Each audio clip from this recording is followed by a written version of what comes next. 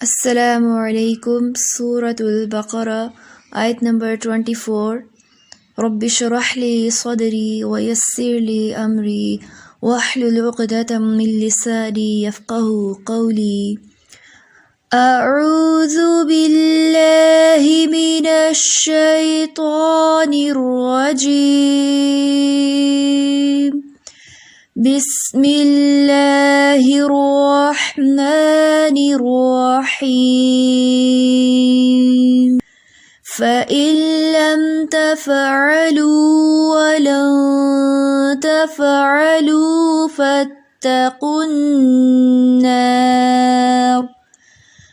فَاتَّقُوا النَّارَ الَّتِي وَقُودُهَا النَّاسُ وَالْحِجَارَةُ أُعِدَّتْ لِلْكَافِرِينَ۔ پھر بھی اگر تم یہ کام نہ کر سکو اور یقیناً کبھی نہیں کر سکو گے تو ڈرو اس آگ سے جس کا ایندھن انسان اور پتھر ہوں گے، وہ کافروں کے لیے تیار کی گئی ہے۔ معزز سامعین، یہاں اللہ پاک ارشاد فرماتے ہیں فَإِن لَّمْ تَفْعَلُوا، پھر اگر تم نہ کر سکو، کیا نہ کر سکو؟ اس جیسی صورت بنانے کا کوئی کام۔ وَلَن تَفْعَلُوا، اور ساتھ ہی فرما دیا کہ ہرگز کر بھی نہ سکو گے، تو پھر باز آ جاؤ اس کی مخالفت سے، اس کے انکار سے۔ فَاتَّقُوا النَّارَ، آگ سے ڈرو۔ کون سی آگ؟ جہنم کی آگ، وہ جو وقودها، اس کا ایندھن، اس کا فیول، الناس، لوگ ہیں، والحجارہ، اور پتھر۔ وہ آگ جلائی جائے گی، بھڑکائی جائے گی، کس سے؟ انسانوں اور پتھروں سے۔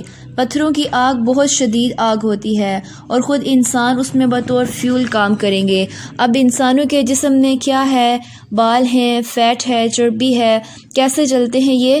تیزی کے ساتھ جلتے ہیں۔ جیسے پہلے زمانے میں دیے ہوتے تھے تو ان کو تیل میں ڈبو کر رکھتے تھے، دیر تک جلتا رہتا تھا۔ فیول کیا ہے؟ وہ تیل ہوتا ہے۔ اب دیکھیں کہ ہماری گاڑیاں کس سے چلتی ہیں؟ تیل سے۔ تو انسان کے اندر بھی فیٹ ہے، بال بھی ہیں، پھر کیا ہے؟ ہڈیاں ہیں۔ ہڈیوں میں کیا ہوتا ہے؟ کیلشیم، چونا، اور چونے سے آپ جانتے ہیں حرارت نکلتی ہے۔ معزز سامعین، کبھی آپ نے چونے کو را شکل میں دیکھا ہوگا، اگر اس میں پانی ڈالیں تو جیسے اس سے آگ نکل رہی ہوتی ہے، اتنی حرارت نکلتی ہے، بعض اوقات کئی ہزار سینٹی گریڈ تک اس کا ٹمپریچر چلا جاتا ہے۔ پھر اسی طرح انسانی جسم میں فاسفورس ہوتی ہے۔ فاسفورس وہ مادہ ہوتا ہے جو دیا سلائی کے اوپر لگایا جاتا ہے۔ جیسے آپ ماچس کے اوپر جو چھوٹا سا ڈاٹ ہوتا ہے، آپ کبھی اسے جلائیں تو کیا ہوتا ہے تو وہ چھوٹا سا ڈاٹ ہوتا ہے، مگر جلانے پر ایک دم اس سے آگ بھڑک نکلتی ہے۔ تو قرآن کریم کی مخالفت کا انجام کیا ہے؟ آگ۔ فَاتَّقُوا النَّارَ، آگ سے بچو۔ کیسی ہے وہ آگ؟ جب اس میں انسان فیول کا کام کریں گے، انسانوں سے آگ بھڑکے گی، یعنی انسانوں کو جب آگ میں ڈالا جائے گا تو آگ کم نہیں ہوگی بلکہ مزید بڑھے گی، عذاب بڑھتا ہی چلا جائے گا، زیادہ ہوتا چلا جائے گا۔ اور یہاں پر الحجارہ کا جو ورڈ آیا ہے، یہ گندک کے پتھروں کے لیے استعمال کیا جاتا ہے۔ سلفر، آپ جانتے ہیں کہ سلفر بھی جب جلے تو کبھی سلفر والا پانی جو چشموں سے نکلتا ہے، آپ نے دیکھا ہے کتنا شدید گرم پانی ہوتا ہے، سخت گرم پانی ہوتا ہے۔ تو وہ پتھر جو خوب بھڑکیں گے اور اوپر سے انسان بھی بھڑکیں گے۔ آپ سوچیں، تھوڑی دیر کے لیے انسان امیجن بھی نہیں کر سکتا، آگ پر تھوڑے لمحے کے لیے ہاتھ بھی نہیں رکھ سکتے، تو اس کے اندر جلنا تو کیا، اور جل کر جسم کے اندر سے شعلے اگر نکل رہے ہوں تو کیا عالم ہوگا۔ اعدت للکافرین، وہ تیار کی جا چکی ہے کافروں کے لیے جو توحید اور رسالت کا انکار کرتے ہوں۔ تو یہ آیات ہیں، یہ دراصل ایک طرف اللہ پاک کی وحدانیت کے اوپر لا الہ الا اللہ کا سبق دیتی ہیں کہ صرف اللہ کو الہ مانو، اور دوسری طرف محمد رسول اللہ صلی اللہ علیہ وسلم کو رسول مانو۔ اور محمد صلی اللہ علیہ وسلم رسول تھے یا نہیں، اس کے لیے گواہی اس دور میں بھی قرآن تھا، اور آج بھی کیا ہے؟ قرآن۔ اور یہ یاد رکھیے کہ ایمان اور کفر کے درمیان آج معیار کیا چیز ہے؟ نبی کریم صلی اللہ علیہ وسلم ہیں۔ بہت سے لوگ اللہ کو تو مانتے ہیں لیکن صرف اللہ کو ماننے والے مسلمان نہیں کہلا سکتے جب تک کہ وہ نبی کریم صلی اللہ علیہ وسلم کو نہ مانیں۔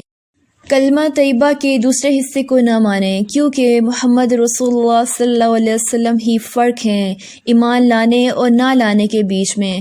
تو آپ صلی اللہ علیہ وسلم پر ایمان بے حد ضروری ہے۔ اللہ کی عبادت کے لیے دلیل کیا دی گئی ہے کہ اللہ کون ہے جس نے تمہیں پیدا کیا، آسمان و زمین بنائے، تمہارے لیے رزق کا بندوبست کیا، وہ ہے اللہ تمہارا معبود۔ اور دوسری طرف نبی کریم صلی اللہ علیہ وسلم کے رسول ہونے کی دلیل کیا ہے؟ قرآن کریم۔ سورہ یاسین کے شروع میں آتا ہے یاسین والقرآن الحکیم انک لمن المرسلین، قسم ہے قرآن حکیم کی، آپ رسولوں میں سے ہیں۔ معزز سامعین، اور قسم گواہی کے لیے ہوتی ہے۔ قرآن کریم جو حکمت والا ہے وہ گواہ ہے کہ نبی کریم صلی اللہ علیہ وسلم کو اللہ نے بنایا ہے۔ قرآن جیسی کوئی کتاب لا ہی نہیں سکا، کوئی ایسی چیز لکھ ہی نہیں سکا، اور کس دور میں اتری، نہ وہ پریس کا دور تھا، نہ وہ لکھنے والوں کا دور تھا، اور عرب کے مکہ کے شہر میں تو پڑھے لکھے ویسے ہی نہ ہونے کے برابر تھے۔ تو ایسے میں ایک کتاب اتاری گئی جس کی حفاظت کا ذمہ خود اللہ پاک نے لیا۔ یہ قرآن گواہ ہے، اوریجنل سورس ہے کہ جس پر یہ آیا ہے، جس نے یہ پیش کیا وہ سچا رسول ہے، کیونکہ عبادت ہو ہی نہیں سکتی جب تک کہ ہم اللہ کے لیے خالص نہ ہوں، اور جب تک کہ طریقہ نبی کریم صلی اللہ علیہ وسلم کا بتایا ہوا نہ ہو۔ تو اس لیے ساتھ ہی رسالت محمدی صلی اللہ علیہ وسلم کو ثابت کیا گیا ہے۔ اللہ پاک سے دعا ہے کہ وہ ہمیں نبی کریم صلی اللہ علیہ وسلم کے راستے پر چلنے کی توفیق عطا فرمائے۔ ربنا تقبل منا انك انت السميع العليم وتب علينا انك انت التواب الرحيم سبحانك اللهم وبحمدك نشهد ان لا اله الا انت نستغفرك ونتوب اليك۔ السلام علیکم ورحمۃ اللہ۔